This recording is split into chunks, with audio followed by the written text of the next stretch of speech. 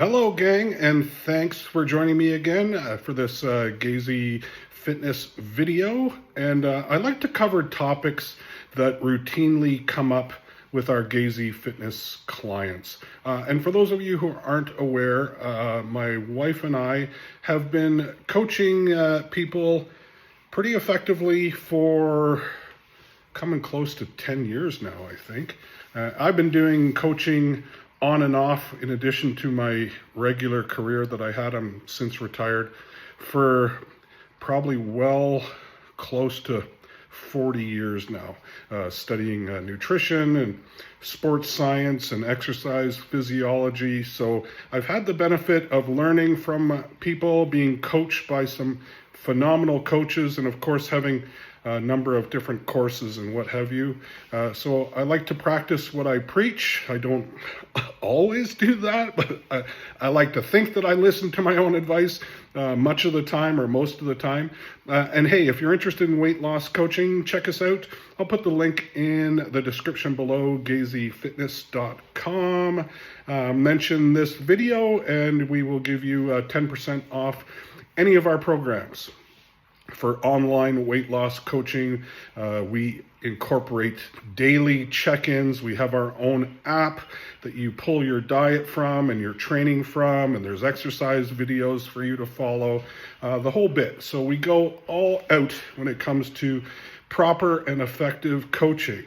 And one topic that needs addressing, in my opinion, is how much we get fixated on the scale weight. And because I know a lot of people are new clients or potential new clients, they come to us and they seem to have a number in their head. They'll say, I just want to lose X amount of weight, or I want to weigh X amount of pounds. When truly the nature of it isn't about the weight on the scale as much as it is your body composition. And when I talk about body composition, I'm talking about, how much muscle you have in relation to how much fat you're carrying. And let me give you an example just for explanation. I'm going to try to dig up some photos so I can put those on there so you can kind of see visually what it is that I'm talking about. So let's assume that you have one person who weighs 200 pounds and they are 25% body fat. And then you have another person who also weighs 200 pounds, but they are 15% body fat. 10% difference in body fat. Now, do you think that they're going to look different? They are going to look entirely different.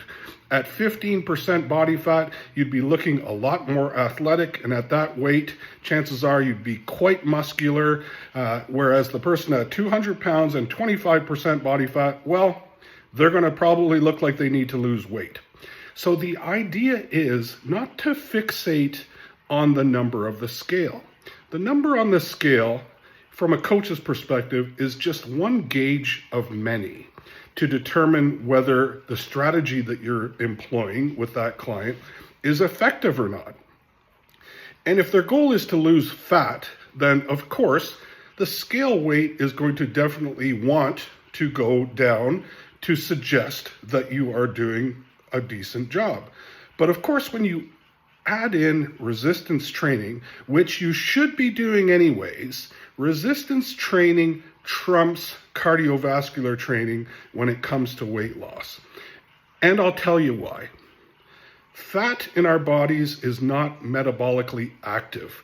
It's doing nothing for us by way of spending calories every day. Your biggest calorie burner in your body are your muscles, which means that if we were just to sit around all day long watching Netflix and eating Ben & Jerry's, people that are carrying more muscle mass will have a higher metabolic rate, the rate at which their body burns calories at rest. Why is that important? Well, if you have more muscle, you're burning more calories, which means that you don't need to necessarily incorporate as much cardiovascular work as a person who is carrying less muscle and trying to achieve the same goal.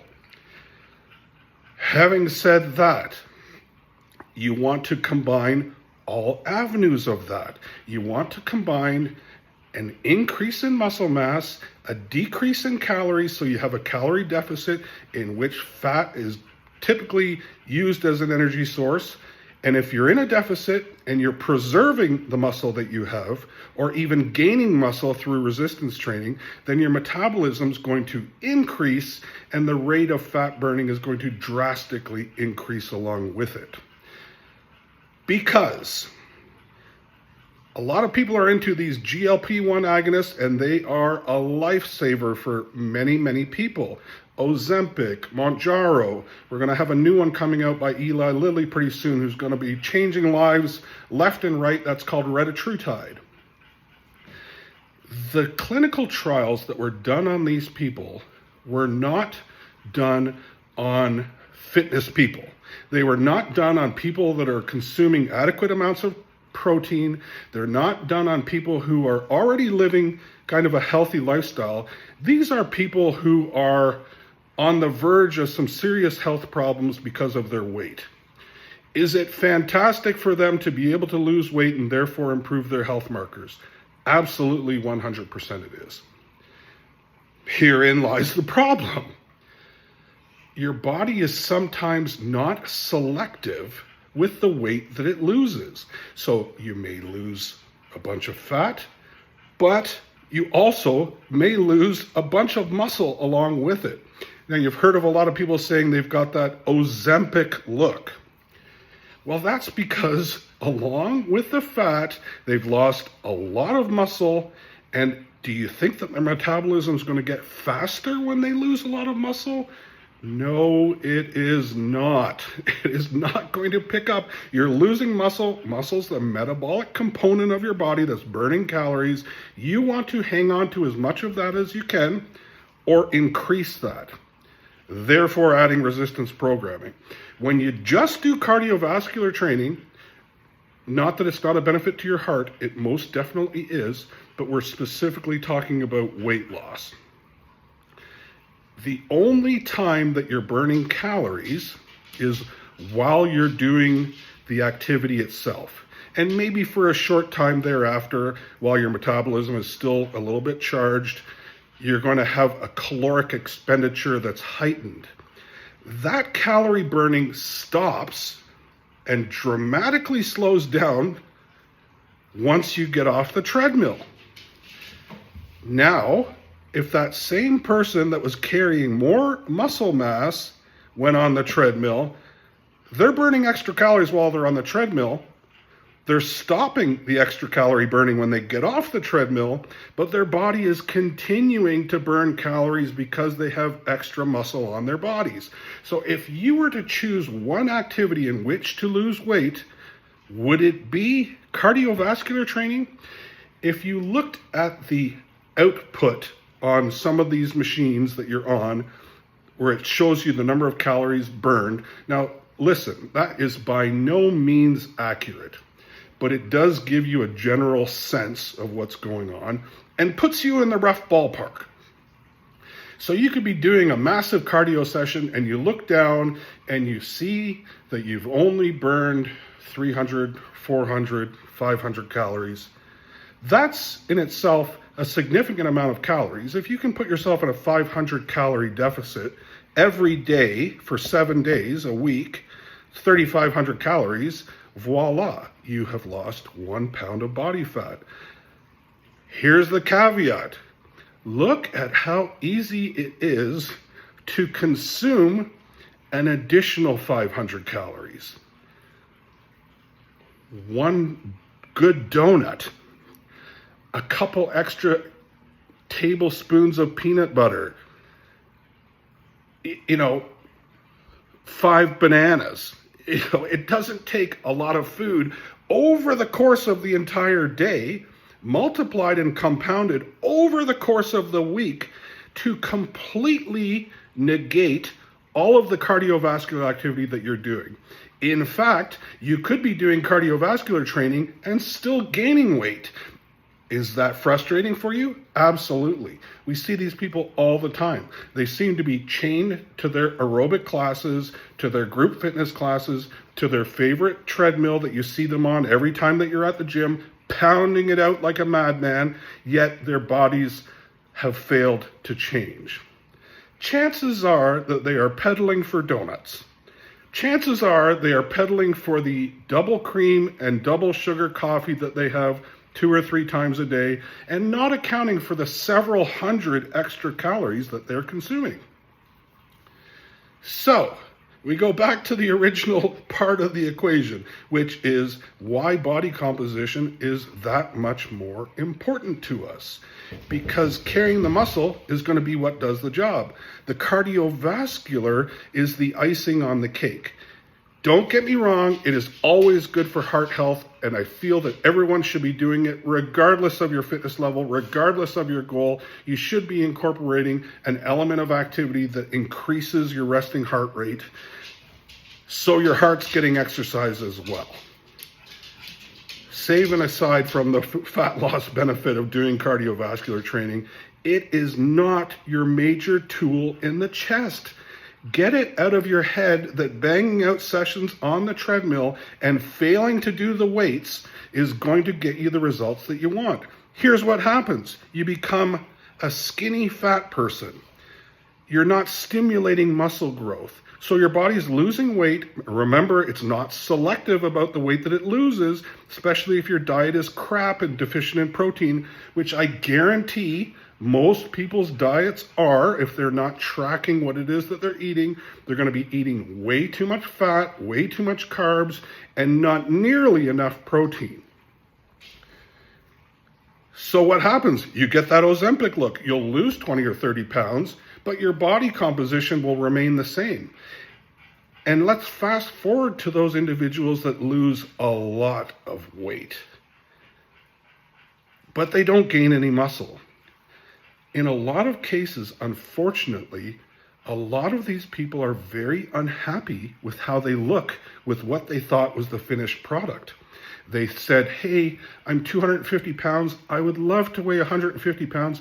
I need to get 100 pounds off my body. And lo and behold, they take their GLP-1 agonists, they pound out steps on the treadmill, they do their cardio, they don't do any weights, they're not eating enough protein to try to save as much muscle as they can. They lose 100 pounds and they're still the same body fat percentage, but now, and this sucks, their skin is hanging off them like a drape all over the place. You might have seen some of these people. It requires surgery in order to correct. And that's not free. That's cosmetic, where they're cutting pieces out of your arms and cutting pieces out of your stomach and cutting pieces out of your ass to try to make that skin tighter again, because the skin is not going to rebound with 100-pound weight loss, especially when you get older and your body doesn't have the same elasticity in it. It's going to make you look shitty. Yes, you're gonna function a hell of a lot better. You're gonna feel a hell of a lot better. You're definitely going to be a lot healthier, but from an aesthetics and body imaging perspective, and let's face it, we want to feel good, but we also want to look good too. We're not bullshitting anyone by saying, oh, I'm just doing this for the health reasons. Yeah, maybe so. Absolutely. But the byproduct of that health is also looking much better, feeling better naked, looking better with better clothes on, being able to go out without that self-conscious ringing in your ear about how you hate your body because you're overweight or because you've lost a bunch of weight but are afraid to wear a bathing suit now because the skin is hanging off you like drapes. Not good, folks. So what you got to do? What do you have to do and I'm not going to say eliminate that, because that's likely a possibility regardless. But we want to minimize that as much as we can, or in some cases eliminate it if we don't have a pile of weight to lose. Hopefully, fingers crossed, that our collagen in our skin cooperates with us and we get that tight looking skin back along with the weight loss, which is the win-win, right? You need to have adequate protein. And for most people, that's in and around anywhere between 3/4 of a gram to about a gram, maybe a little bit more if you're into bodybuilding and you're looking to build muscle, per pound of ideal body weight, not current body weight. So if you're 300 pounds and you feel that you would look your best at 200 pounds, you're likely going to be trying to aim for somewhere between 170 to 200 grams of protein in a day. Because a 300-pound person doesn't require 300 grams of protein. It's not, you will hear people saying it's just a gram per pound. That's a good average for a lot of folks because it puts us within that range of where we should be, but it's not an average that incorporates people who are morbidly obese. They do not require that much protein. And anything in excess of what your body needs is going to be stored as fat, plain and simple. If you eat too many egg whites, you're going to get fat. Is it likely? No, because that's a shit ton of egg whites. But nobody does that. People are eating like regular people do, and it's really easy to kick the shit out of that calorie deficit by making one or two bad choices in a day, regardless of what you think you're doing by doing treadmills, regardless of what you think you're doing by going out for walks, and I've hit my 10,000 steps for the day. You know what? Go and fuck the 10,000 steps, because it's not going to make a damn difference if you're shoveling cake down your pie hole. It's going to help with heart health to a certain degree. So before you go jumping all over the comments and going, I can't believe he said 10,000 steps doesn't make a difference. Remember, the goal here is talking about weight loss. It's not talking about the health benefits. The health benefits will come with weight loss. There will be health benefits to going out and walking 10K steps, but it's not going to get you a weight loss unless you're driving yourself into a deficit, meaning you're eating less than you're eating more, or a deficit rather, the opposite. You're eating less than what your body requires, which includes the activity that you're doing. What you need to do is add resistance training as well. And I'm not talking about going in there with the pink dumbbells and throwing them around 50 times and think that you're doing yourself any good. All you're doing is a modified form of shitty cardio. It's got to be hard, guys. It's got to be hard. So if you're doing 12 reps, rep number 10 should feel like, holy shit, I'm not sure if I can get 11. Rep number 11 should feel like, I'm pretty sure that I might only be able to do one more in good, strict form and fashion. It's not 1, 2, 3, 4, 5, 6, 7, 8, 9, 10, 11, 12, and put the weight away because coach said to do 12 reps, when essentially you could have done 1,200 reps. The rep scheme, and I know that I'm going all over the place because there's so many variables that are involved here. It's not just a matter of saying, going out and train with weights. Because you can train with weights till the cows come home, till you're blue in the face, until you're having blueberry muffins all day long, and nothing's going to happen. Because you're not stimulating the muscle to grow. You're not causing the need for an adaptive response to take place in which your body says, holy shit, I have to adjust to the stress that's being placed on me. And how am I going to do that? I'm going to get stronger. I'm going to get bigger as far as muscle size goes. And women, stop with the horse shit that you don't want to end up looking like men. By and large, 99.9% of you out there are not going to look like She-Hulks by going out and training hard with weights. You're going to be preserving the lean tissue that you have while you're in a calorie deficit, while you're consuming enough protein, or while your body is at maintenance level of calories. So you're not getting fatter, you're not getting thinner, but you're maintaining. And that's ideally the goal once you have reached, I'm not going to say weight, once you've reached the body composition that you're satisfied with. And chances are, when you get to that body composition that you're satisfied with, the weight will be where it needs to be. The take home to this is, don't jump on the scale and assuming that it's not moving, so therefore I'm not gaining progress. You could be gaining a pound of muscle and losing a pound of fat. The scale would say, stay the same.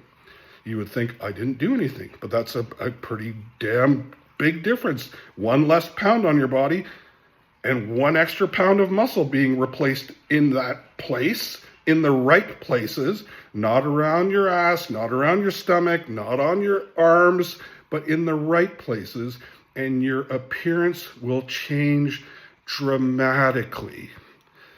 How long does this take? How long should this take?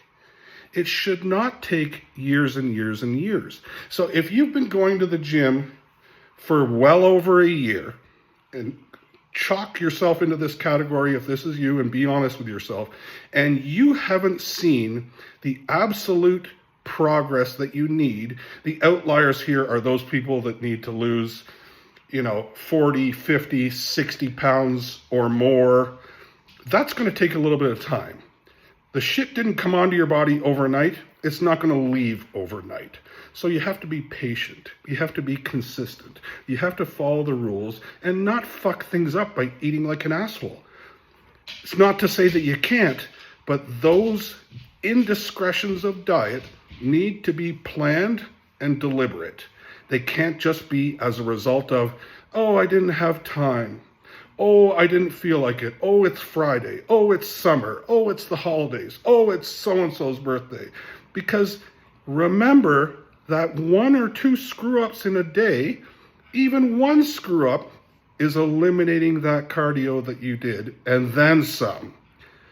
Have a look at the calories of some of the shit when they post it, and you will be amazed at how many calories are in certain things.